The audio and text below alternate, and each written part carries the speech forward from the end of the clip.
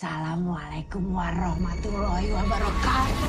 আসসালামু আলাইকুম। খালাতো ভাইকে নিজের করে পাওয়ার জন্য মেয়েটি তার ভাবি নিসার উপর করে কালো জাদু। আর এই কালো জাদুর ফলে নিসার উপর আসর করে আনজার নামক এক বিশেষ প্রজাতির জিন, যে প্রজাতির জিনরা মানুষদেরকে প্রচন্ড পরিমাণে ঘৃণা করত এবং যার উপর আসর করত তার রক্তের সম্পর্কের প্রত্যেককে নির্মমভাবে যন্ত্রণা দিয়ে মেরে ফেলত।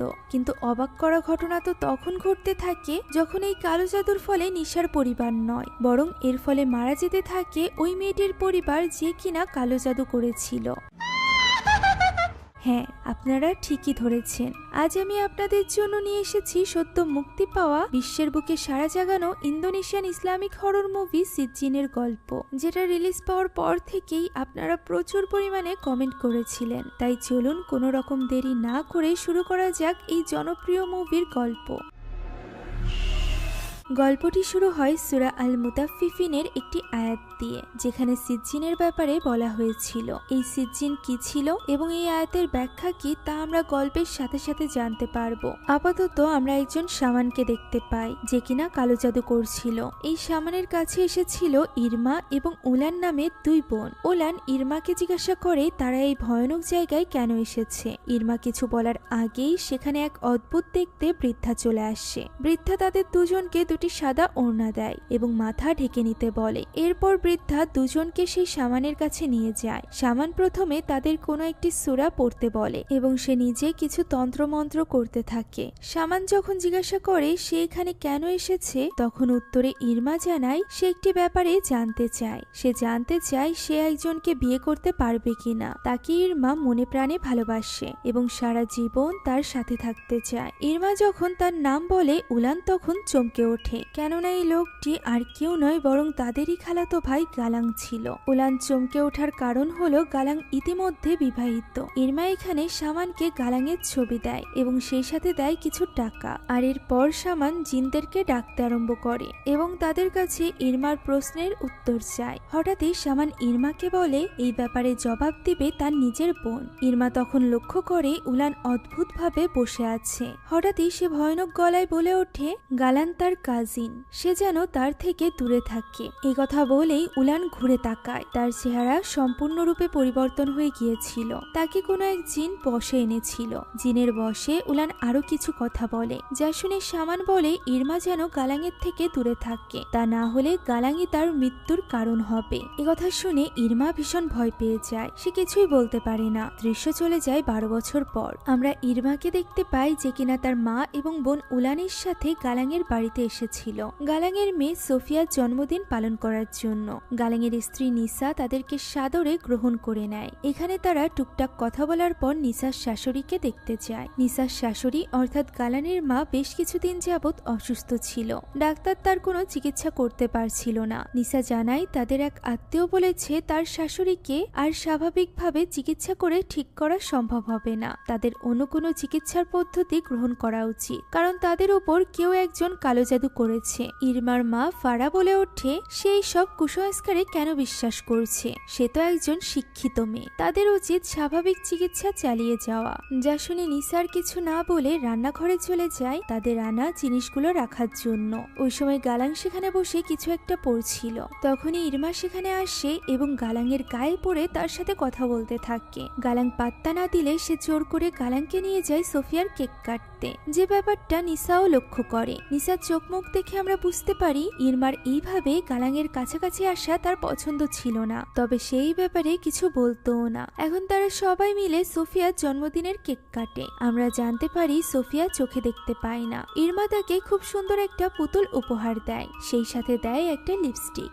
এখানে সবাই যখন গালাঙের মাকে নিয়ে ব্যস্ত ছিল তখন চুপচাপ ইরমা চলে যায় গালাঙের কাছে। আমরা এখানে বুঝতে পারি ওই দিন কবিরাজ সাবধান করে দেওয়ার পরও ইরমা গালাঙের থেকে দূরে যায়নি। বিয়ের পরও গালাং এবং ইরমার মধ্যে সম্পর্ক ছিল, যে সম্পর্কের ফল হিসাবে ইরমা এখন গর্ভবতী। মূলত গালাং এবং ইরমার সম্পর্ক ছিল গালাঙের বিয়ের আগে থেকেই, তবে সে তা তার মাকে জানাতে চায়নি। 3 বছর ইরমার সাথে প্রেম করার পর গালাং তার মায়ের ঠিক করা মেয়ের সাথে বিয়ে বিয়ে করে, অর্থাৎ নিসার সাথে। তবে ইরমাকে সে ছেড়ে দেয়নি, এমনকি সে তখন তো ইরমাকে প্রমিসও করেছিল যে সে কখনোই ইরমাকে ছেড়ে দিবে না, কারণ সে একমাত্র ইরমাকেই ভালোবাসে। আর এভাবেই তারা গত 12 বছর ধরে একটা অবৈধ সম্পর্কে আবদ্ধ ছিল। ফলস্বরূপ এখন ইরমা প্রেগনেন্ট। এই ব্যাপারে ইরমা গালাংয়ের সাথে কথা বলতে চায়, তবে গালাং তার বাড়িতে এই ব্যাপারে কথা বলতে রাজি হয় না। গালাং বলে সে তো আগেই বলেছিল তারা সম্পর্কে থাকবে ঠিকই, কিন্তু তারা কখনোই বিয়ে করবে না, কারণ তারা দুজনই রক্তের সম্পর্কে সম্পর্কিত,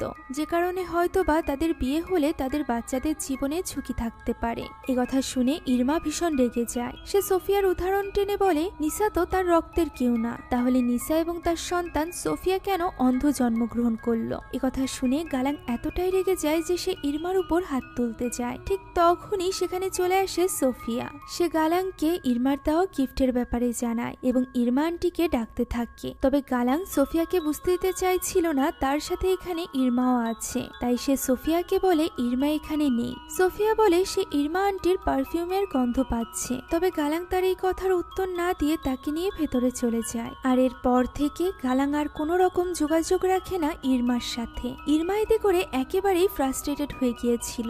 একে তো সে প্রেগনেন্ট ছিল, এর উপর আবার গালাং এখন তাকে পুরোপুরিভাবে ইগনোর করছিল। সে গালাংয়ের সাথে যোগাযোগ করতে চাইছিল, তাই সে বারবার তাকে কল করে যাচ্ছিল।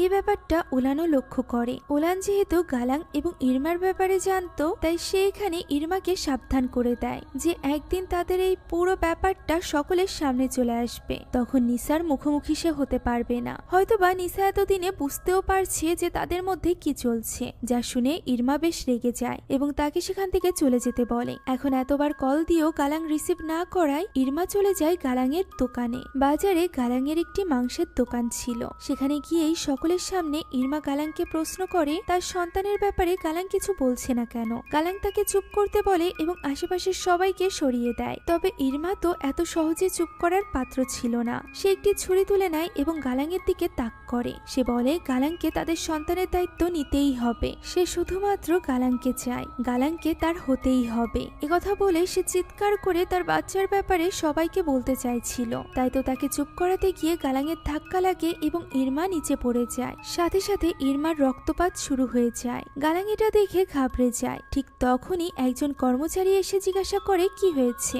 ব্যাপারটাকে ধামাচাপা দেওয়ার জন্য গালাং ইরমার পায়ে গরুর রক্তের পানি ঢেলে দেয় এবং বলে মাংসের পাত্রের উপর পড়ে গিয়ে তার পায়ে রক্ত লেগেছে। গালাংয়ের এমন ব্যবহার দেখে ইরমা ভীষণ কষ্ট পায়। তবে তার কষ্টের তো এখনো বাকি ছিল। গালাং যখন ইরমাকে নিয়ে হসপিটালে যায়, তখন তারা জানতে পারে ইরমার গর্ভপাত হয়ে গিয়েছে, যেটা জানার পর ইরমা কাঁদতে থাকে। তবে গালাংয়ের মধ্যে বিন্দুমাত্র অনুশোচনা ছিল না। সে যেন এমনটাই চাইছিল। সে ইরমাকে কিছু টাকা দেয় এবং হসপিটালের বিল পরিশোধ করতে বলে। এরপর সে বলে তারা এতদিন যাবৎ যে সম্পর্কে ছিল সেটা একটা পাপ সম্পর্ক ছিল। ইরমা যেন তাকে আর বিরক্ত না করে এবং তাকে ক্ষমা করে দেয়। তাদের সম্পর্ক এখানেই শেষ। একথা শুনে ইরমা প্রচন্ড ক্ষোভে ফেটে পড়ে এবং জিজ্ঞাসা করে তাহলে সে তাকে কেন স্বপ্ন দেখিয়েছিল, কেন তাকে বলেছিল সে সব সময় তার পাশে থাকবে। উত্তরে গালাং শুধুমাত্র তাকে সরি বলে এবং বলে তার এখন পরিবার আছে। একথা বলেই গালাং সেখান থেকে চলে যায়। পেছনে প্রচন্ড রাগ এবং প্রতিহিংসায় জ্বলতে থাকে ইরমা। এখন ওই রাতে গালাং যখন বাড়িতে ফিরছিল, তখন মসজিদের সামনে তার মসজিদের ইমাম সাহেবের সাথে দেখা হয়। ইমাম সাহেব সোফিয়ার জন্মদিন উপলক্ষে তার জন্য একটি উপহার দেয়, যা খুব সুন্দর একটি জায়নামাজ ছিল। ইমাম সাহেব বলে সোফিয়া বড় হচ্ছে, তার নামাজ পড়া শিখতে হবে, তাই সে তার জন্য এই উপহার দিয়েছে। ইমাম সাহেব আরো বলে ইদানিং গালাং মসজিদে আসছে না, তার উচিত সময় করে নামাজ পড়তে আসা। তার যদি সময় খারাপ চলে তাহলে সে আল্লাহর কাছে প্রার্থনা করতে পারে, আল্লাহ তাআলা তাকে পথ দেখাবে। গালাং তার কথার জবাব না দিয়ে বরং বিদায় নিয়ে সেখান থেকে চলে যায়। বাড়িতে ফিরে সে দেখতে পায় সোফিয়া ইরমার দেওয়া পুতুল নিয়ে খেলছে। নিসা এসে তার গায়ে রক্ত দেখলে গালাং বলে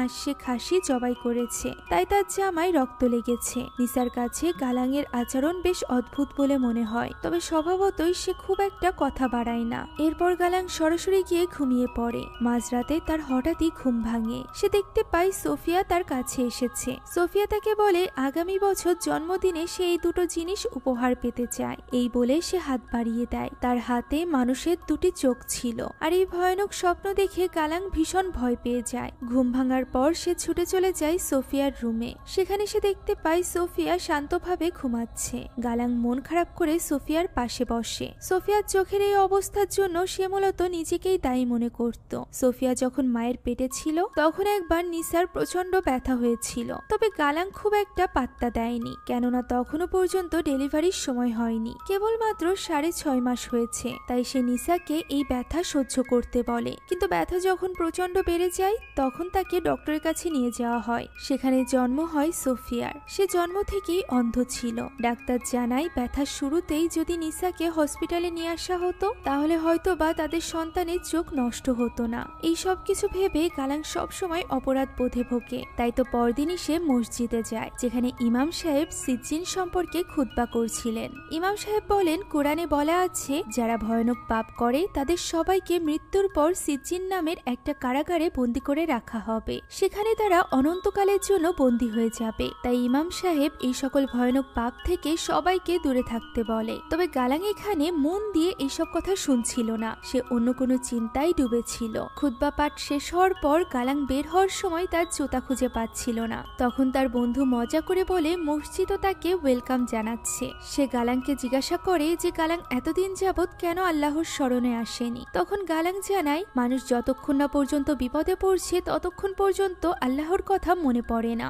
যা শুনে তার বন্ধু বলে গালাংকে তো তাহলে আরো বেশি বেশি করে বিপদ দেওয়া উচিত, যাতে করে সে আল্লাহর কথা বেশি করে স্মরণ করে। একথা বলেই তার বন্ধু চলে যায়। ঠিক তখনই গালাংয়ের কাছে কল আসে ইরমার। ইরমা তখন বাসে ছিল। সে মূলত ওই কবিরাজের কাছে যাচ্ছিল যার কাছে সে 12 বছর আগেও একবার গিয়েছিল। তবে সে রাগের মাথায় কিছু একটা করার আগে শেষবারের মতো গালাংয়ের সাথে কথা বলতে চাইছিল, কিন্তু গালাং তো ফোন রিসিভ করেই অমনি বলে তার এবং তার পরিবারের থেকে দূরে থাকতে। একথা বলেই সে ইরমার কোনো কথা না শুনেই ফোন কেটে দেয়, যার ফলে ইরমার আরো বেশি রাগ হয়। সে ওই কবিরাজের কাছে যায় এবং সেখানে গিয়ে তার কাছে যত স্বর্ণালংকার ছিল সবকিছু দিয়ে দেয় এবং বলে শুধুমাত্র এর বিনিময়ে সে এমন কোনো ব্যবস্থা চায় যাতে করে সে গালাংয়ের জীবনে একমাত্র নারী হয়ে থাকতে পারে। ইরমা অনেক কিছু হারিয়েছে, তাই এখন সে শুধুমাত্র গালাংকেই চায়। কবিরাজ জিজ্ঞাসা করে এত কিছু হারানোর পরও কি তার মন ভরেনি, সে আরো কিছু হারানোর জন্য এখানে এসেছে। ইরমা তবুও তাকে বারবার অনুরোধ করতে থাকে কিছু একটা করতে, যাতে করে সে গালাংয়ের স্ত্রী হতে পারে। কিছুক্ষণ ভেবে ওই কবিরাজ গালাংয়ের স্ত্রীর নাম জিজ্ঞাসা করে, সেই সাথে জানতে চায় তাদের বাড়িতে কে কে আছে। ইরমা তাকে সব জানিয়ে দেয়। এরপর কবিরাজ বলে জিনের সব থেকে ভয়ানক জাতিগুলোর মধ্য থেকে একটি হলো আনজার। আনজার আবার মুসলমানদের খুবই ঘৃণা করে, তাই সে চেষ্টা করবে আনজার জিন দ্বারা নিসাকে আসর করার 5 রাতের মধ্যেই নিসা এবং নিসার রক্তের সম্পর্কে সবাই মারা যাবে। একথা শুনে ইরমা কিছুটা চমকে যায়, কারণ সে চাইছিল না সোফিয়ার কোনো ক্ষতি হোক। তাই সে বলে নিসার মেয়ে সোফিয়া অনেক ছোট, তাকে কি কোনোভাবে বাদ দেওয়া যায় না। তখন ওই কবিরাজ তাকে উস্কে বলে তার গর্ভের সন্তানের কথা যারা চিন্তা করেনি সে কেন তাদের সন্তানের কথা চিন্তা করছে। তখন ইরমার ভেতরের প্রতিহিংসার আগুন আবারও জ্বলে ওঠে, তাই তো সে এই কাজ করতে রাজি হয়ে যায়। কবিরাজ তখন বলে এই সব কিছু করার জন্য প্রথমে তার একটি ষাঁড়ের নাড়ি ভুঁড়ি এবং একটি নতুন লাশের দরকার। লাশে সেই সব নাড়ি ভুঁড়ি পেঁচিয়ে তাতে তন্ত্রমন্ত্র লিখে সে আনজারকে আহ্বান করবে। এরপর তার দরকার হবে নিসার ছবি এবং নিসার শরীরের কোনো একটি অংশ, যেমন তার রক্ত, চুল কিংবা নখ।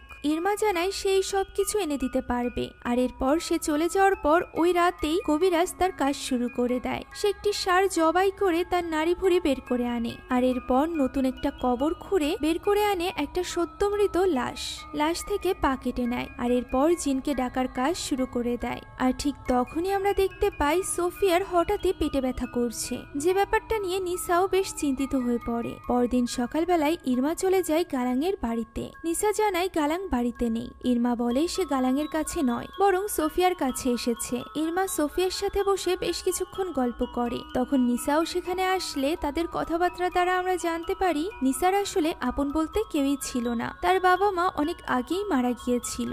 এখন হঠাৎই বাহানা করে ইরমা চলে যায় নিসার ওয়াশরুমে। সেখানে গিয়ে ইরমা একটি চিরুনি থেকে প্রথমেই কিছু চুল নিয়ে নেয়। এবার দরকার ছিল নিসার রক্তের। সৌভাগ্যবশত সে সেখানে থাকা ডাস্টবিনের মধ্যে একটা স্যানিটারি প্যাড পায়, যেটা তুলে নেওয়ার পর সে তড়িঘড়ি করে সেখান থেকে বেরিয়ে যায়। নিসা বলে কিছুক্ষণের মধ্যেই গালাং চলে আসবে, সে চাইলে অপেক্ষা করতে পারে। তবে ইরমা বলে তার এত সময় নেই। সোফিয়া তাকে অপেক্ষা করতে বলে এবং তার সাথে খেলতে বলে। তখন সোফিয়া তার গাল ছুঁয়ে আদর করে ওয়াদা করতে বলে যে পরের বার সে অবশ্যই তার সাথে খেলতে আসবে। একথা শুনে ইরমা কিছুটা ইতস্তত বোধ করে, কেননা সে জানতো যে সে সোফিয়ার কত বড় ক্ষতি করতে চলেছে। হয়তোবা এই কালো জাদুর ফলে সোফিয়া মারা যাবে, তাই সে তার চোখের পানি আটকে রাখতে পারে না। এই ছোট্ট মেয়েটিকে তার ভালোবাসার জন্য বলি দিতে হচ্ছে। একথা ভেবেই সে ভীষণ কষ্ট পাচ্ছিল। এক মুহূর্তের জন্য সে তো ভাবেও যে সে হয়তোবা কালো জাদু করবে না, কিন্তু গালাঙের বাড়ি থেকে বের হওয়ার সময় হঠাৎই তার গালাঙের সাথে দেখা হয়, যে কিনা আবারও তার সাথে খারাপ ব্যবহার করতে আরম্ভ করে এবং তার পরিবার থেকে দূরে থাকতে বলে। ফলে ইরমার মনের রাগ আবারও বেড়ে যায়। সে তখনই ওই কবিরাজের কাছে চলে যায় ওই জিনিসগুলো নিয়ে। একে একে সব জিনিসগুলো সে ওই শয়তান কবিরাজের হাতে তুলে দেয়। কবিরাজ বলে সে প্যাড নিয়ে এসে ভালোই করেছে, কেননা রক্ত চুলের থেকে বেশি শক্তিশালী। আই এম রিয়েলি সরি যে ব্যাপারটা খুবই সেন্সিটিভ হওয়া সত্ত্বেও এটা আমার এইভাবে আলোচনা করা লাগছে। এর মর্ম আপনারা শেষে বুঝতে পারবেন। এখন কবিরাজ ওই প্যাড পানিতে ভিজায়, আর সেই পানি সে ষাঁড়ের নাড়ি ভুড়ির উপর দিয়ে দেয়। এই সব কিছু দেখে ইরমার বেশ ঘৃণা লাগছিল, সেই সাথে ভয়ও করছিল। তবুও সে চুপচাপ সেখানেই বসে থাকে। কবিরাজের পর নিসার ছবি কেটে টুকরো টুকরো করে মন্ত্র পড়তে থাকে। হঠাৎ করেই সেখানে প্রচন্ড জোরে ভূমিকম্প শুরু হয়ে যায়, যা দেখে কবিরাজ বুঝে যায় জিনরা এখানে চলে এসেছে। সে নিসার ছবির টুকরোগুলো কুকুরের খাবারের সাথে মেশায় এবং তার অ্যাসিস্ট্যান্ট বৃদ্ধাকে বলে এই খাবারগুলো কুকুরদেরকে রাতের বেলা খাইয়ে দিতে। বৃদ্ধা তাই করে। আর এরপর ওই কবিরাজ ইরমাকে বলে আজ রাত থেকে 5 রাত পর ইরমার সব ইচ্ছা পূরণ হয়ে যাবে। আজ থেকে 5 রাতের মধ্যেই নিসার রক্তের সকলে একে একে মারা যাবে। একথা শুনে ইরমার রুহ যেন কেঁপে ওঠে। তবুও সে কবিরাজকে আটকায় না। শুরু হয়ে যায় ভয়ঙ্কর অধ্যায়ের প্রথম রাত। রাত তখন 3টা বাজে। গালাং ঘুমিয়েছিল। নিসা তখন তাহাজ্জুদের নামাজ পড়ছিল। হঠাৎ করেই তার জায়নামাজের ওপর একটি ষাঁড়ের মাথা এসে পড়ে। এরপর সিলিং থেকে নাড়ি ভুড়ির রক্ত সব তার গায়ে পড়তে থাকে, যেন কি কবিরাজের ব্যবহার করা কালো জাদুর সবকিছু নিসার গায়ে পড়ছিল। এখন প্রচন্ড ভয়ে এবং আতঙ্কে নিসা চিৎকার করতে থাকে। তার এই চিৎকার শুনে গালাং সেখানে দৌড়ে আসে। সে দেখতে পায় সেখানে তো কিছুই নেই, শুধুমাত্র মাথায় হাত দিয়ে চিৎকার করছে নিসা। সে নিসাকে থামাতেই নিসা তাকিয়ে দেখে আসলেই তার আশেপাশে কিছুই নেই। সে গালাংকে বলার চেষ্টা করে সে কি দেখেছে, তবে গালাং তার এইসব কথাই বিশ্বাস করে না, বরং সে বিরক্ত হয়ে বলে রাত 3টা বাজে, সে নিসার এইসব আজে বাজে কথা শুনতে পারবে না। এখন এভাবেই পরদিন সকাল হয়ে যায়। নিসা সোফিয়ার রুমে বসে কিছু একটা সেলাই করছিল। হঠাৎ করেই তার পায়ের কাছে কাচের বোতল গড়িয়ে আসে। সেটা উঠানোর জন্য সে নিচু হয়। তখনই সে বিছানার নিচে সোফিয়ার ওই পুতুলটিকে দেখতে পায়, যেটি ইরমা তাকে দিয়েছিল। এখানে নিসাকে দেখে মনে হচ্ছিল তার কিছু একটা হয়ে গিয়েছে। সে ওই পুতুলটি হাতে নেয় এবং পুতুলের গলা চেপে ধরে, আর এরপর সে ওই পুতুলটির চুলগুলো কেটে নিজের মুখে ভরে দেয়। শুধুমাত্র তাই নয়, সে নিজের চুলও কাটতে থাকে এবং সেগুলো খেতে আরম্ভ করে, যার ফলে তার মুখ থেকে ফেনা বের হতে থাকে। আর এভাবেই চলে আসে দ্বিতীয় রাত্রি। আমরা ইরমাকে গালাংয়ের বাড়ির সামনে দেখতে পাই। গালাং তখন সদ্য বাড়িতে ফিরেছিল। বাড়িতে ফিরতেই নিসা তাকে জিজ্ঞাসা করে সে এত রাত করেছে কেন। একথা শুনে গালাং ভীষণ রেগে যায় এবং বলে সে নিসার এত প্রশ্নের উত্তর দিতে পারবে না। তখন সোফিয়ার পুতুলের কানে হাত দেওয়া দেখে সে নিজের ভুল বুঝতে পারে এবং সে নিজে থেকেই নিসাকে সরি বলে। তখন নিসা জানায় বাড়িতে অদ্ভুত কিছু হচ্ছে,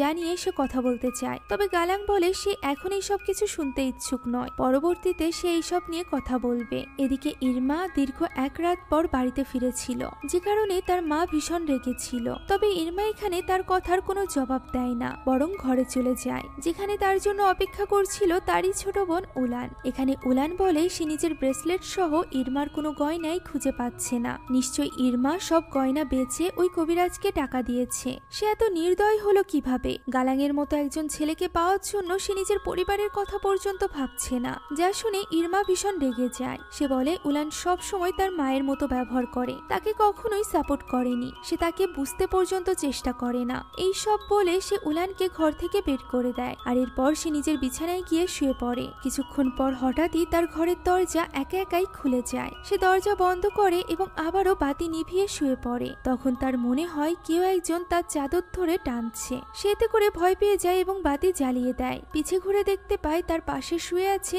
উলান। উলানের শরীরে হাত দিতেই সে পাশ ফেরে এবং ইরমা দেখতে পায় এটি উলান নয়, বরং ভয়ানক কোনো জিন। তার মুখ থেকে পোকা বের হচ্ছিল এবং পুরো মুখ পোড়া। ইরমা তখন চিৎকার করে দরজা খুলতেই বাইরে উলানকে দেখতে পায়। উলান জিজ্ঞাসা করে তার কি হয়েছে, তবে ইরমা তাকে কিছুই বলে না। এদিকে ওই ওই সময় নিসা তার ঘরে নামাজ পড়ছিল। হঠাৎ করেই সে প্রচন্ড ছটফট করতে আরম্ভ করে। সোফিয়া সেখানে আসে এবং তাকে জিজ্ঞাসা করে তার কি হয়েছে। তবে নিসা মেয়ের প্রশ্নের কোনো জবাব দিতে পারে না। এভাবেই এক সময় নিসা রক্ত বমি করতে থাকে এবং বমির সাথে মুখ থেকে বেরিয়ে আসে বড় বড় পোকা। নিসা এতে করে প্রচন্ড ভয় পেয়ে যায়। কিছুটা ধাতস্থ হয়ে সে ওই পোকাগুলোকে একটি জারে পুড়ে নেয়। এর কিছুক্ষণ পর আমরা নিসাকে তার শাশুড়ির সাথে দেখতে পাই। নিসা তার শাশুড়ির গা মুছিয়ে দিচ্ছিল। হঠাৎ করেই নিসার কিছু একটা হয়ে যায়। সে গা মোছার ওই কাপড় দিয়ে তার শাশুড়ির মুখ চেপে ধরে। একটু পরই তার হুঁশ ফিরে আসে। সে বুঝতে পারে সে কি করতে যাচ্ছিল, তাই সে দ্রুত হাত সরিয়ে ফেলে এবং বারবার তার শাশুড়ির কাছে ক্ষমা চাইতে থাকে। তার মধ্যকার এই পরিবর্তন নিয়ে সে নিজেও চিন্তিত ছিল। এই চিন্তা মাথায় নিয়ে সে রান্নাঘরে যায় এবং চুলায় স্যুপ বসায়, আর এরপর সে টয়লেটে যায়। অন্যদিকে ওই সময় এক ভয়ানক ব্যাপার ঘটে। এতদিন ধরে প্যারালাইজ গালাঙের মা হঠাৎই উঠে দাঁড়ায়। সে হেঁটে হেঁটে আস্তে আস্তে করে রান্নাঘরে এসে দাঁড়ায়। এই ব্যাপারে কোনো কিছু না জানা নিসা বাথরুমে গিয়ে দেখতে পায় কৌটায় রাখা তার মুখ থেকে বের হওয়া ওই পোকাগুলো উধাও হয়ে গিয়েছে, যা দেখে নিসা অবাক হয়ে যায়। তবে সে বাইরে বের হয়ে যা দেখে তা আরো বেশি ভয়ানক ছিল। রান্নাঘরে তার শাশুড়ি স্যুপের হাড়ি হাতে দাঁড়িয়ে আছে। নিসার চোখের সামনেই ফুটন্ত গরম স্যুপ সে নিজের মাথার উপর ঢেলে দেয় এবং জ্বলে পুড়ে সাথে সাথে সেখানেই মারা যায়। এই ঘটনার আকস্মিকতায় নিসা একেবারেই হতভম্ব হয়ে পড়ে। এভাবেই ঘটে এই পরিবারের প্রথম মৃত্যু। ওই রাতে জানাজার আগে সবাই মিলে গালাঙের মায়ের চারিপাশে বসে দোয়া কালাম পড়ছিল। নিসা তখন ভীষণ কান্নাকাটি করছিল এবং তাকে সান্ত্বনা দিচ্ছিল ইরমার মা ফারা। এখানে দুজন মহিলা গালাঙের মাকে নিয়ে কথা বলছিল, যেখান থেকে আমরা জানতে পারি গ্রামবাসীর ধারণা গালাঙের মা এত বছর ধরে বিছানায় ছিল কারণ তার উপর কেউ কালো জাদু করেছিল, আর এটা হয়েছিল নিসার বিয়ের পরপরই। এখন আমরা নিসাকে দেখতে পাই যে কিনা শাশুড়ির মৃত্যুতে খুবই ভেঙে পড়েছিল। সে তার শাশুড়িকে মায়ের মতো ভালোবাসত। মায়ের কান্নাকাটি শুনে সোফিয়াও সেখানে চলে আসে এবং তাকে সান্ত্বনা দিতে থাকে। আর এরপর আমরা গালাঙের মায়ের জানাজা দেখতে পাই। সবার সাথে ইরমাও জানাজার নামাজ পড়তে দাঁড়িয়েছিল। নামাজের মধ্যে হঠাৎ করেই তার মনে হয় তার শরীরে কেউ হাত দিয়েছে। তবে পাশ ফিরতেই সে কাউকেই দেখতে পায় না। তবে সে সামনে ঘুরতেই আমরা ভয়ানক নিসাকে দেখতে পাই, যে কিনা তার দিকে তাকিয়েই হাসছিল। এখন এই নামাজে সালাম ফিরানোর সাথে সাথেই আমরা নিসাকে দেখতে পাই, যে কিনা সকলের সামনে ওই লাশের কাছে পৌঁছে গিয়েছিল। তাকে একদমই স্বাভাবিক বলে মনে হচ্ছিল না। সে বিকৃতভাবে সবাইকে সালাম দেয়, আর এরপর লাশ রাখা খাটিয়াটি উল্টে ফেলে দেয়। সেখানে উপস্থিত সকলে তার এই রূপ দেখে ভীষণ চমকে যায়। ইমাম সাহেবের কথা মতো গালাং এবং তার বন্ধু নিসাকে ধরে শান্ত করার চেষ্টা করতে থাকে, আর এই সুযোগে বাকিরা গালাঙের মায়ের লাশ ঠিক করে। ইমাম সাহেব বুঝতে পেরে গিয়েছিল নিসার উপর কোনো জিন ভর করেছে, তাই সে ওই জিনের উদ্দেশ্যে বলে নিসার শরীর ছেড়ে বেরিয়ে যেতে। নিসা তাকে বলে সে কোন সাহসে বের হতে বলছে, সে এখানেই থাকবে। ইমাম সাহেব তখন কিছু দোয়া কালাম পড়ে জিনটাকে শান্ত করার জন্য নিসার মাথায় হাত রাখে, যার ফলে নিসার মধ্য থেকে জিন সাময়িক সময়ের জন্য বেরিয়ে যায়। ফলে নিসাও অজ্ঞান হয়ে পড়ে। এখানে আমরা দেখতে পাই যতক্ষণ পর্যন্ত নিসার মধ্যে ওই জিন ছিল ততক্ষণ পর্যন্ত ইরমা বেশ খুশি হচ্ছিল, কিন্তু যখনই ইমাম সাহেব নিসার মধ্য থেকে ওই জিন বের করে দেয় তখন ইরমার আর এই ব্যাপারটা ভালো লাগে না। আর এরপর ইমাম সাহেব গালাংকে বলে নিসার উপর খারাপ জিন ভর করেছে, যা শুনে গালাং বলে গতদিন নিসা তাকে বলেছিল যে তার সাথে অদ্ভুত সব ঘটনা ঘটছে, তবে সেই তার কথা বিশ্বাস করেনি। তখন ইমাম তাকে সান্ত্বনা দেয় এবং বলে আপাতত গালাঙের মায়ের ব্যাপারে তাদের ভাবা উচিত। তাই এবার সবাই মিলে গালাঙের মাকে যথাযথ মর্যাদার সাথে দাফন করে। এটা ছিল তৃতীয় রাত। হঠাৎই রাতের বেলা গালাঙের কিছু শব্দ শুনে ঘুম ভেঙে যায়। শব্দ শুনে মনে হচ্ছিল অনেকে একসাথে মিলে জিকির করছে। তাই এই শব্দগুলো অনুসরণ করে যখন সে নিচে নামে তখন সে দেখতে পায় এক ভয়ঙ্কর দৃশ্য। তার মেয়ে সোফিয়া কাফনে মোড়ানো অবস্থায় শুয়ে আছে এবং তার চারপাশে অসংখ্য জিন জিকির করছে। গালাং এতে করে এত বেশি ভয় পেয়ে যায় যে সে পা পিছলে পড়ে অজ্ঞান হয়ে যায়। জ্ঞান ফিরতেই সে দেখতে পায় কাফনে মোড়ানো অবস্থায় সে নিজেই শুয়ে আছে এবং তার চারপাশে জিনেরা জিকির করছে। সে যেন কিছু বলতে চেয়েও বলতে পারছিল না, হাত পা নাড়াতে চেয়েও নাড়াতে পারছিল না। এরই মধ্যে হঠাৎ করে একটা জিন তার মুখের উপর চলে আসে এবং তাকে উদ্দেশ্য করে বলে তারা সবাই জানে সে ইরমার সাথে কি করেছে। একথা শুনে গালাং আরো বেশি ভয় পেয়ে যায়। ঠিক তখনই সোফিয়ার ডাকে তার জ্ঞান ফিরে আসে। জ্ঞান ফেরা মাত্রই সে সোফিয়াকে তার পাশে দেখতে পায় এবং মেয়েকে জড়িয়ে ধরে গালাং স্বস্তির নিঃশ্বাস ফেলে। এভাবেই তৃতীয় রাতটি কেটে যায়। পরদিন সকালে গালাঙের ঘুম ভাঙতেই সে নিসাকে সোফার উপর বসা অবস্থায় দেখতে পায়। সে নিসার কাছে যায় এবং তাকে বলে সে ভুল করেছে। তার আগেই নিসার কথাই বিশ্বাস করা উচিত ছিল, আসলেই তাদের এই বাড়িতে খারাপ কিছু হচ্ছে। তবে সে নিসাকে এই ব্যাপারে চিন্তা করতে নিষেধ করে, কেননা সে এখনই যাবে ইমাম সাহেবের কাছে সাহায্য চাইতে। পরক্ষণেই আমরা গালাংকে ইমাম সাহেবের সাথে কথা বলতে দেখতে পাই। ইমাম সাহেব জানায় ব্যাপারটা খুবই কঠিন হবে, কারণ নিসাকে যে জিন ভর করেছে সেটি বেশ খারাপ ধরনের একটা জিন। এই ধরনের জিন সাধারণত কালো জাদুর ফলে ভর করে, আর এইসব জিন যাদের উপর ভর করে তাদের একেবারে নিঃশেষ করে ফেলে। কেউ যদি কারোর উপর কালো জাদু করে তবেই এই সকল জিন ভর করে, আর এই কালো জাদুর উপর সকলকেই বিশ্বাস করতে হবে, কারণ এটি রাসূলুল্লাহ সাল্লাল্লাহু আলাইহি ওয়াসাল্লামের সময় থেকে চলে আসছে। পবিত্র কোরআন শরীফেও এর ব্যাপারে বলা আছে। গালাং জিজ্ঞাসা করে সে এখন কি করতে পারে। ইমাম সাহেব বলে যত খারাপ জিনই হোক না কেন আল্লাহ সবকিছুরই সমাধান রেখেছেন। ইমাম সাহেব চেষ্টা করবে তার সাধ্যমতো সাহায্য করার। এখন ইমাম সাহেব কিছু সূরা একটি কাগজে লিখে তা পানির বোতলে রেখে দেয়, আর এরপর সে গালাংকে বলে এই পানি প্রতি ওয়াক্তের নামাজের সময় অজু করে সে যেন নিসার কপালে মাখিয়ে দেয়। অন্যদিকে নিসা তখন বাড়িতে একা ছিল। সে টয়লেট থেকে হঠাৎই আওয়াজ শুনতে পায় এবং সেদিকে এগিয়ে যায়। সেখানে গিয়ে সে যা দেখে তা আমিও এক্সপ্লেন করতে পারবো না, তাই এই দৃশ্যটাকে এড়িয়ে যাচ্ছি। এখন গালাং বাসায় ফিরে নিসাকে পুরোপুরি নোংরা অবস্থায় পায় এবং কোনো মতে সে তাকে পরিষ্কার করে। এই সময় নিসাকে দেখে বোঝাই যাচ্ছিল সে যেন নিজের মধ্যেই নেই, ওয়াক্ত হয়ে গিয়েছিল। তাই গালাং ওই পবিত্র পানি বের করে নিসার কপালে লাগাতে যায়। তবে সেটা দেখা মাত্রই নিসা প্রচন্ড ছটফট করতে এবং চিৎকার চেঁচামেচি করতে থাকে। গালাং তবুও জোর করে তার মুখে ওই পানি মাখিয়ে দেয়, যার ফলে নিসা একেবারেই নিথর হয়ে পড়ে। তখন গালাং তাকে জড়িয়ে ধরে বলে যে তার মা মারা গিয়েছে, এখন আপন বলতে সোফিয়া এবং নিসাই আছে, তাই নিসা যেন এরকমটা না করে তার সাথে। মূলত সেইখানে নিসার এমন অবস্থা দেখে বেশ ভেঙে পড়েছিল। সে নিসাকে ঘরে শুইয়ে দেয়, আর এরপর সেখানে থাকা ক্যাসেটে আয়াতুল কুরসি চালিয়ে দিয়ে সে ঘর থেকে বেরিয়ে যায়। তবে সে বের হওয়ার সাথে সাথেই ক্যাসেটটি বন্ধ হয়ে যায়, আর ঠিক তখনই আমরা নিসার এক ভয়ানক রূপ দেখতে পাই। আর এভাবেই চলে আসে ভয়ানক চতুর্থ রাত। আমরা ইরমাদের বাড়ি দেখতে পাই। ইরমার মা তখন বাড়িতে একা ছিল, তার কিছু একটা হয়ে গিয়েছিল। সেসব কাচের জিনিসপত্র আশ্রে আশ্রে ভাঙছিল। এক সময় সে মাটি থেকে কাঁচ তুলে নেয় এবং তা গিলে খেতে আরম্ভ করে, যার ফলে তার গলা কেটে যায়, আর এভাবেই রক্তপাত হতে হতে সে সেখানেই মারা যায়। ইরমা এবং ওলান বাড়িতে ফিরে মাকে এইভাবে দেখে হতভম্ব হয়ে পড়ে। তারা চিৎকার করে মাকে ডাকতে থাকে, তবে তাতে কোনো লাভ হয় না। তাদের মা অলরেডি তাদেরকে ছেড়ে চলে গিয়েছিল। পরদিন তার জানাজার ব্যবস্থা করা হয়। উলান তখন বোনকে ধরে কাঁদছিল, তবে সে তো জানতোই না এই সব কিছুর জন্য ইরমাই দায়ী, অর্থাৎ তার বোনই দায়ী। ইরমা বলে তার ধারণা এই সব কিছু তার জন্যই হচ্ছে। তার মা, তার খালা অর্থাৎ গালাঙের মা তার জন্যই মারা গিয়েছে। উলান জিজ্ঞাসা করে সে কি করেছে। ইরমা বলে সে আবারও ওই কবিরাজের কাছে গিয়েছিল। উলান সব বুঝতে পারে এবং বলে এসব কি সে গালাঙের জন্য করেছে। ইরমা বলে তার গর্ভে গালাঙের সন্তান ছিল, যাকে হারানোর পর সে প্রচন্ড রেগে গিয়েছিল এবং কোনো কিছু না ভেবেই ওই কবিরাজের কাছে ছুটে গিয়েছিল। ইরমা আরো জানায় কবিরাজ বলেছিল শুধুমাত্র নিসার রক্তের সম্পর্কের আত্মীয়রাই মারা যাবে, অথচ নিসার শাশুড়ি বা তাদের মা কেউই নিসার রক্তের সম্পর্কের না। তাহলে তারা কেন মারা যাচ্ছে, সবকিছু কেন উল্টোপাল্টা হচ্ছে। তখন উলান কাঁদতে কাঁদতে বলে ওই কবিরাজ তাকে বোকা বানিয়েছে। সে এখন কি চায়, সে আসলেই খুব নির্দয় একজন মহিলা। তাদের মা মারা গিয়েছে, এর মানে তারাও ছাড় পাবে না, কেননা তাদের মায়ের রক্তই তো তাদের শরীরে বইছে।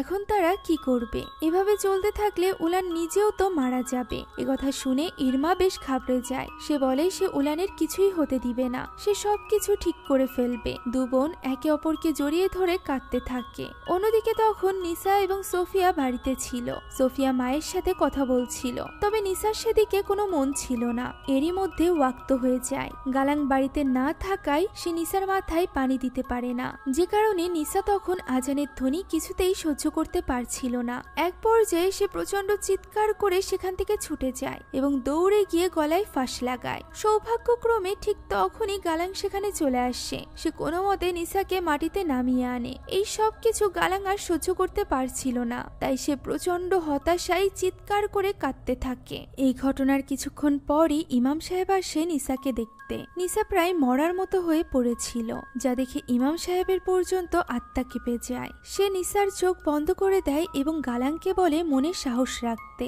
তারা যা করতে চলেছে তা খুবই ভয়ানক। এর জন্য গালাংকেই নিসাকে প্রস্তুত করতে হবে। প্রথমে নিসার মুখে পবিত্র পানি দিতে হবে, আর এরপর একটা স্কার্ফ দিয়ে তার মাথা ঢেকে দিতে হবে। সে এখানে গালাংকে বলে তওবার নামাজ পড়তে, যাতে করে তার যাবতীয় পাপের জন্য আল্লাহর কাছে সে ক্ষমা চাইতে পারে। নিশ্চয়ই আল্লাহ তাদেরকে সাহায্য করবে। আর এরপর ইমাম সাহেব বলে সে যেন নির্দিষ্ট সময় নিসাকে সাথে নিয়ে মসজিদের পেছনের হলে চলে আসে। একথা বলে ইমাম সাহেব সেখান থেকে চলে যায়। সে যাওয়ার পরপরই সেখানে আসে ইরমা এবং উলান। নিজের এমন দুঃসময়ে ইরমাকে সেখানে দেখে গালাং আরো বেশি রেগে যায়। সে তাকে এখানে আসতে নিষেধ করে। তখন ইরমা গালাংকে বলে দেয় যে প্রত্যেকটি মৃত্যুর জন্য সে নিজেই দায়ী, তার জন্যই তার মা এবং খালা মারা গিয়েছে। যা শুনে গালাং হতভম্ব হয়ে যায়। সে বুঝতে পারে নিসার মধ্যে থাকা ওই জিন আর কেউ নয়, বরং ইরমাই পাঠিয়েছিল। তাই সে ইরমার উপর প্রচন্ড রেগে যায়। তখন ইরমাও রেগে যায়। সে বলে সে একা এইসবের জন্য দায়ী নয়, গালাংও সমানভাবে দায়ী। গালাং তাকে বাধ্য করেছে এই সব কিছু করতে। গালাংই তাকে পাগল করে তুলেছে।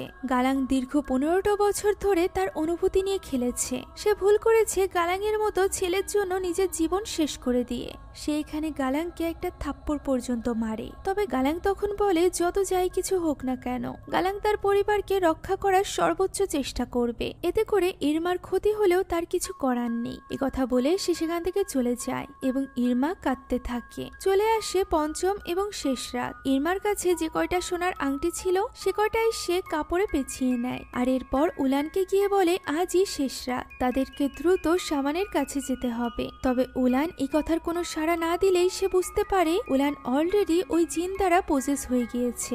এখানে সে নিজের আদরের বোনটার এক ভয়ানক রূপ দেখে, যে কিনা ইরমারই গলা চেপে ধরে। ইরমা কোনো মতে নিজেকে ছাড়িয়ে নেয় এবং বারবার উলানকে ডেকে তার হুঁশ ফেরানোর চেষ্টা করতে থাকে। উলান ইরমাকে মারতে থাকলে সে এক ছুটে একটি ঘরে ঢুকে দরজা বন্ধ করে দেয়। উলানের ভেতরে থাকা শয়তান জিনটি বারবার ইরমাকে ডাকছিল। হঠাৎই এক সময় তার এই ডাক বন্ধ হয়ে যায়, যা দেখে ইরমা ভয়ে ভয়ে দরজা খোলে, কিন্তু বাইরে সে কাউকেই দেখতে পায় না। ঠিক তখনই ঘরের জানালা ভেঙে ভেতরে ঢুকে পড়ে উলান। ইরমা ছুটে ঘর থেকে বেরিয়ে যায়। উলানও তার পিছু করতে থাকে। ইরমা একটি গাছের নিচে গিয়ে একটি পাথর হাতে তুলে নেয়। তখন পেছনে ফিরেই দেখতে পায় উলান একেবারেই স্বাভাবিক হয়ে গিয়েছে, যা দেখে ইরমা তার হাতে থাকা পাথরটি ফেলে দেয়। পাথরটি ফেলে দেওয়ার সাথে সাথেই উলান আবারও ওই জিনের বশে চলে আসে এবং ইরমাকে বলে উলান মরতে চলেছে। একথা বলেই ওই জিন উলানকে নিয়ে গাছে উঠে যায়। ইরমা বারবার আল্লাহর নাম নিয়ে তাকে এই কাজ করতে নিষেধ করে। তবে উলান তো তখন আর নিজের মধ্যে ছিল না। সে সেখান থেকে লাফ দেয়। কিছু চুলের সাথে তার মাথার খুলে ওই ডালেই বেঁধে থেকে যায় এবং তার নিথর দেহটি এসে পড়ে ইরমার সামনে। ইরমা হতবুদ্ধের মতো বোনের লাশ জড়িয়ে ধরে বসে থাকে। অন্যদিকে ইমাম সাহেব মসজিদের পেছনের হলে সবকিছু প্রস্তুত করে। সে প্রথমে চারদিকে 4টা কোরআন শরীফ রাখে, আর এরপর 4 জন মিলে ওই কোরআন শরীফ তেলাওয়াত শুরু করে। অন্যদিকে ওই সময় আমরা গালাংকে দেখতে পাই, যে কিনা তওবার নামাজ পড়ছিল। সে মহান আল্লাহ তাআলার কাছে ক্ষমা চেয়ে তার কাছে সাহায্যের জন্য আকুতি জানায়। আর এরপর নিসার মাথায় ঘুমটা পরিয়ে দিয়ে তাকে তৈরি করে নেয়। আর এরপর স্ত্রী এবং সন্তানকে জড়িয়ে ধরে, কেননা সামনে তাদের সাথে কি হতে চলেছে তা তারা জানতো না। এখন নিসাকে নিয়ে যাওয়া হয় ইমাম সাহেবের কাছে ওই মসজিদের পেছনের হলে, যেখানে নিসাকে বসানোর জন্য ইমাম সাহেব ওই চেয়ারটি রেখেছিল। সে প্রথমেই কিছু সূরা পড়ে নিসার গায়ে পানি ছেটাতে যায়। তবে নিসা তখন পাল্টা আক্রমণ করে তার হাতে থাকা ওই পবিত্র পানি ফেলে দেয়। ফলে সকলে মিলে আগে নিসাকে একটি দড়ি দিয়ে বাঁধার চেষ্টা করে, আর এরপর পবিত্র কালেমা লেখা কাপড় জড়িয়ে নিসাকে শান্ত করার চেষ্টা করে। অন্যদিকে ওই সময় ইরমা একটি বাসে ছিল। সে মূলত এই বাসে করে ওই কবিরাজের বাড়িতেই যাচ্ছিল। সেখানে পৌঁছে সে ওই কবিরাজের সাথে দেখা করতে চায়। তখন ওই বৃদ্ধা তাকে জানায় যে কবিরাজ বাড়িতে নেই, যা শুনে ইরমা কাঁদতে কাঁদতে বলে কবিরাজকে তার ভীষণ প্রয়োজন। তার মা কেন মারা গেল এটা সে জানতে চায়। তখন বৃদ্ধা জিজ্ঞাসা করে ইরমা আসলে কার রক্ত এনে দিয়েছিল, যা শুনে ইরমা কিছুটা দ্বিধায় পড়ে যায়। সে একেবারে স্তম্ভিত হয়ে গিয়েছিল, কেননা সে বুঝতে পেরেছিল সে রক্ত আনার সময় কিছু একটা ভুল করেছিল, তাই সে তখনই ওই কবিরাজের সাথে দেখা করতে চায়, কেননা এতে করে তার জীবনও যেতে পারে। তবে ওই বৃদ্ধা তাকে যেতে দেয় না। সে বলে এখন অনেক দেরি হয়ে গিয়েছে, এখন আর ইরমাকেও বাঁচানো সম্ভব নয়। যা শুনে ইরমা ক্ষেপে যায় এবং তখনই ওই বৃদ্ধাকে ধাক্কা দেয়, যার ফলে ওই বৃদ্ধা পাথরের ওপর পড়ে মাথা ফেটে মারা যায়। তবে এতে ইরমার বিন্দুমাত্র আফসোস ছিল না, কেননা সে তো যে কোনো ভাবে নিজের জীবন বাঁচাতে চাইছিল। সে চিৎকার করে বলতে থাকে সে গালাঙের সাথে থাকতে চায় না, সে শুধুমাত্র নিজের জীবন বাঁচাতে চায়। তাই কবিরাজ যেন কিছু একটা করে। একথা বলে ইরমা সেখানে ভাঙচুর করতে আরম্ভ করে। ঠিক তখনই হঠাৎ করে তার হাত পা বেঁকে যেতে থাকে। কোনো এক অদৃশ্য শক্তি তাকে অবর্ণনীয় যন্ত্রণা দিয়ে তিলে তিলে মারছিল।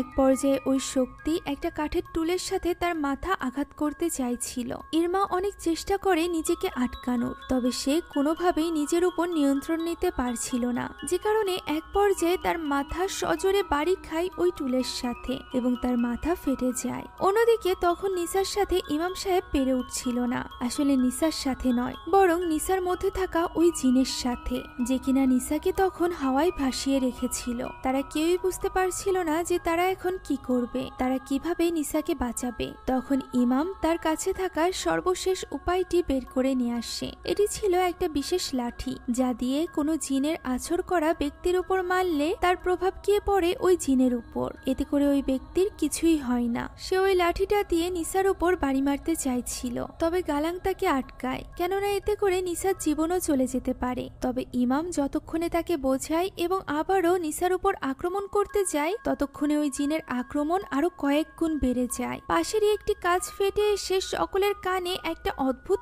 আওয়াজ লাগে, যার ফলে সকলে গিয়ে ছুটে পড়ে এবং নিসাও উপর থেকে পড়ে যায়। ইমাম সাহেবের শাগরেদরা অজ্ঞান হয়ে গিয়েছিল। কিছুক্ষণ পর কোনো মতে গালাঙের জ্ঞান ফেরে। সে ঝাপসা চোখে দেখতে পায় নিসা তার দিকেই ছুটে আসছে। নিসা দৌড়ে এসে গালাঙের গলা চেপে ধরে। গালাং বহু কষ্ট করেও নিজেকে ছাড়াতে পারছিল না, ফলে আর কোনো উপায় না পেয়ে ইমাম সাহেব উঠে দাঁড়ায় এবং ওই লাঠির মতো দেখতে বিশেষ বস্তুটি দিয়ে নিসার মাথায় আঘাত করে। সাথে সাথে নিসা সেখানেই অজ্ঞান হয়ে যায়। এই পদ্ধতিতে মূলত জিনকে একেবারেই মেরে ফেলা হয়। তবে যদি কারোর শরীরে সত্যিই জিন না থাকে এবং তাকে এই লোহার লাঠির আঘাত করা হয়, তাহলে তার সাথে কি হবে এই ব্যাপারে ইমাম সাহেব জানে না। আর ঠিক তখনই সেখানে এসে দাঁড়ায় সোফিয়া, যার উপর ছিল সেই জিনের আসর। দৃশ্য চলে যায় অতীতে। আমরা জানতে পারি ইরমা যেদিন প্যাড নিতে গিয়েছিল তার আগের দিন রাতেই সোফিয়ার পেটে ব্যথা হয়েছিল। এই দৃশ্যের কথা আমি বলেছিলাম। মূলত ওই দিনই সোফিয়া প্রথমবারের মতো নিজের কৈশোর জীবনে পা বাড়িয়েছিল, যে ব্যাপারটা নিয়ে নিসা খুব এক্সাইটেড ছিল। সে নিজেই তার মেয়ের প্যাড ডাস্টবিনে ফেলেছিল, যা পরবর্তীতে তুলে নেয় ইরমা। ইরমা ভেবেছিল এই রক্ত হয়তোবা নিসার, কিন্তু এটা ছিল সোফিয়ার রক্ত। আর এই কারণেই সোফিয়ার রক্তে সকলে একে একে করে মারা যাচ্ছিল। তার মধ্যে থাকা জিন একে একে সোফিয়ার দাদিকে, সোফিয়ার দাদির বোনকে অর্থাৎ ইরমার মাকে, সেই সাথে তার ফুফু উলান সবাইকে মেরে ফেলেছিল। আর এরা সবাই মারা যাওয়ার সময় সেখানে উপস্থিত ছিল সোফিয়া। এমনকি যে অদৃশ্য শক্তি ইরমার হাড় ভেঙে তাকে মেরে ফেলেছিল, সেই অদৃশ্য শক্তি পর্যন্ত সোফিয়া নিজে ছিল। অর্থাৎ প্রথম থেকে এখন পর্যন্ত সোফিয়াই আসলে ওই জিনের আসরে ছিল। এই জিন জাতি খুবই চালাক, আর এই কারণেই তারা নিসাকে এমন ভাবে করে রেখেছিল যাতে করে সবাই মনে করে নিসাই আসলে ওই জিনের আছরে আছে এবং সোফিয়ার দিকে কেউ খেয়াল না করে। এখানে সোফিয়াকে দেখা মাত্রই ইমাম সাহেব এই সব ব্যাপার বুঝে যায়, তাই সে এই ব্যাপারে গালাংকে জানায়। তখন গালাং তার মেয়ের কাছে ক্ষমা চায়, তবে সোফিয়া সেদিকে কর্ণপাত না করে দূর থেকে গালাংয়ের গলা চেপে ধরে, যা দেখে ইমাম সাহেব দোয়া পড়ে তাসবিহ ছুঁড়ে মারে সোফিয়ার দিকে। ফলে সোফিয়া অনেক জোরে চিৎকার করে সেখানে অজ্ঞান হয়ে যায়। তবে ইতিমধ্যে গালাঙের গলার হাড় ভেঙে গিয়েছিল, তাই তো সে সেখানেই পড়ে মারা যায়। আর এরপর আমরা একটা আর্টিকেল দেখতে পাই, যেখানে লেখা ছিল তুর্কির একটি মসজিদের বেসমেন্টে খুব ভয়ানক অবস্থায় এক পরিবারকে পাওয়া গিয়েছে। পরিবারের কর্তাকে ঘাড় ভাঙা অবস্থায় মৃত পাওয়া গিয়েছে। তার স্ত্রীর অবস্থাও বেশ আশঙ্কাজনক। তার এখনো পর্যন্ত জ্ঞান ফেরেনি, তবে তাদের মেয়েটি সুস্থ আছে, যাকে দেখাশোনার জন্য তার কোনো আত্মীয় স্বজনই বেঁচে নেই। লোকটির 2 কাজিনকে 2টি আলাদা স্থানে মৃত অবস্থায় পাওয়া গিয়েছে। তার স্ত্রীকে হসপিটালে ভর্তি করা হয়েছে। ডাক্তাররা তার রোগ নির্ণয় করতে পারছে না, সে এখনো পর্যন্ত কোমায় আছে। আর এরপর আমরা হসপিটালে ভর্তি নিসাকে দেখতে পাই, যার তখনও পর্যন্ত জ্ঞান ফেরেনি। ওই রুমে কেউ প্রবেশ করে এবং হঠাৎই সে ছটফট করতে থাকে। আর তখনই সোফিয়া তার গায়ে হাত বুলিয়ে তাকে চুপ করতে বলে। আর এই ভয়ানক দৃশ্যের মধ্য দিয়ে আজকের এই গল্পটি এখানেই শেষ হয়ে যায়। শেষ দৃশ্য দ্বারা আমরা এটাই বুঝতে পারি সোফিয়া এখনো পর্যন্ত পুরোপুরি সুস্থ নয়, তার উপর এখনো আনজার জিনের ছায়া রয়েছে। তুর্কিতে ঘটা একটা সত্য ঘটনার উপর ভিত্তি করে নির্মাণ করা হয়েছিল তুর্কির সিজ্জিন মুভি। আর ওই সিজ্জিন মুভি থেকেই নির্মাণ করা হয়েছে এই মুভিটি। তবে এটা ইন্দোনেশিয়ান হওয়ায় এখানকার হরর সিনগুলো আরো বেশি হরিফাই। এছাড়া কিছু কিছু ব্যাপার তুর্কির সিজ্জিন মুভি থেকে একটু পরিবর্তন করা হয়েছে, যে পরিবর্তনগুলো বেশ ভালোই লেগেছে। আশা করছি আপনাদের কাছেও এই গল্পটি ভালো লেগেছে। একটা মজার ব্যাপার কি জানেন, তুর্কির সিজ্জিন 1 মুভিটি আমি এক্সপ্লেন করেছিলাম আজ থেকে 4 বছর আগে, অর্থাৎ 2020 সালের রমজান মাসে রোজার মধ্যে। আর কিভাবে যেন সিজ্জিন মুভিটাও আমি একই টাইমে এক্সপ্লেন করলাম, অর্থাৎ রমজান মাসে। আশা করছি এই মুভির গল্প আপনাদের কাছে ভালো লেগেছে। যদি ভালো লেগে থাকে তাহলে একটি লাইক এবং একটি কমেন্ট করতে ভুলবেন না। সেই সাথে এরকমই ভয়ঙ্কর জিন ভূতের গল্পের জন্য আমাদের চ্যানেলটিকে সাবস্ক্রাইব করে বেল আইকনটি প্রেস করে দিবেন। Thank you so much for watching this video. আল্লাহ হাফিজ।